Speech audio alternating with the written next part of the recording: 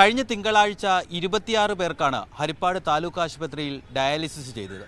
ഇതിൽ 6 പേർക്ക് ശാരീരിക ബുദ്ധിമുട്ടുകളുണ്ടായി. വിവിധ ആശുപത്രിയിൽ ചികിത്സയിലിരിക്കെ കായംകുളം സ്വദേശി മജീദും ഹരിപ്പാട് സ്വദേശി രാമചന്ദ്രനും മരിച്ചു. ആശുപത്രിയിലെ ബുദ്ധിമുട്ട് കൊണ്ടാണോ അദ്ദേഹം മരിക്കാനുള്ള കാരണം? അതെ, ആറോപ്പാൻറ്റിൻ്റെ വെള്ളത്തിലാണ് ബാധ നിമിത്തം എൻ്റെ ഭർത്താവ് മരിച്ചത്.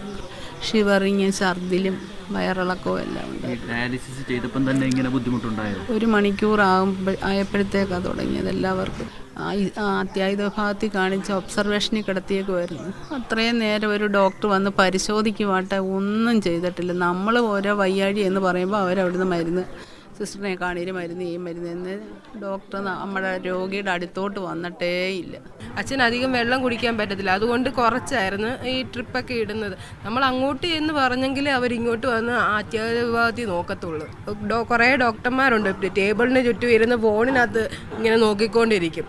അത് രോഗികൾ വരുന്നതല്ലേ നോക്കുന്ന. എന്നിട്ട് ഏതെങ്കിലും ഒരു നല്ല ഡോക്ടറെ വെക്കണ്ടേ. ഇതാണ് PG ഡോക്ടർമാർ കുറേ പേര് ഇരിപ്പുണ്ട്.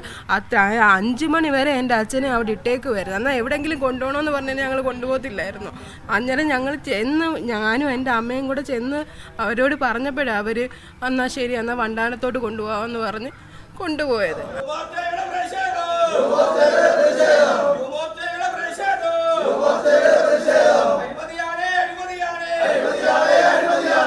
ആരോഗ്യവകുപ്പിന്റെ അനാസ്ഥയാണെന്ന് ആരോപിച്ച് യുവമോർച്ച പ്രവർത്തകർ ആശുപത്രിയിലേക്ക് മാർച്ച് നടത്തി.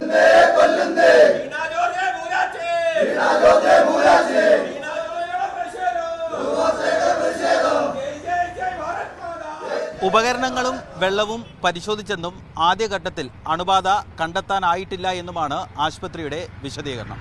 ബോണിയം വർഗീസിനൊപ്പം രഘുനാഥ് നാരായണൻ, മാതൃഭൂമി ന്യൂസ്, ആലപ്പുഴ.